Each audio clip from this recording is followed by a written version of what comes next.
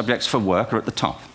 So you were probably steered benignly away from things at school when you were a kid, things you liked, on the grounds you would never get a job doing that.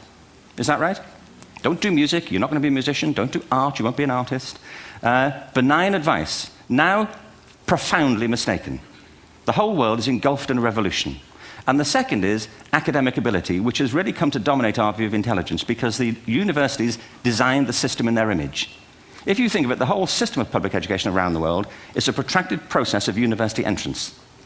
And the consequence is that many highly talented, brilliant, creative people think they're not, because the thing they were good at school wasn't valued or was actually stigmatized. And I think we can't afford to go on that way. In the next 30 years, according to UNESCO, more people worldwide will be graduating through education than since the beginning of history. More people. And it's the combination of all the things we've talked about, technology and its transformational effect on work, and demography and the huge explosion in population. Suddenly, degrees aren't worth anything. Isn't that true? When I was a student, if you had a degree, you had a job. If you didn't have a job, it's because you didn't want one. And I didn't want one, frankly. So,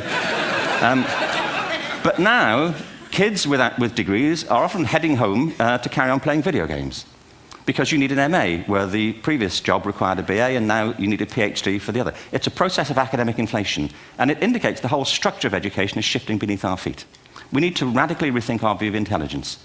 We know three things about intelligence. One, it's diverse. We think about the world in all the ways that we experience it. We think visually, we think in sound, we think kinesthetically, we think in abstract terms, we think in movement. Secondly, intelligence is dynamic. If you look at the interactions of a human brain, as we heard yesterday from a number of presentations, intelligence is wonderfully interactive. The brain isn't divided into compartments. In fact, creativity, which I define as the process of having original ideas that have value, more often than not, comes about through the interaction of different disciplinary ways of seeing things. The brain is intentionally, by the way, there's a shaft of nerves that joins the two halves of the brain called the corpus callosum. It's thicker in women.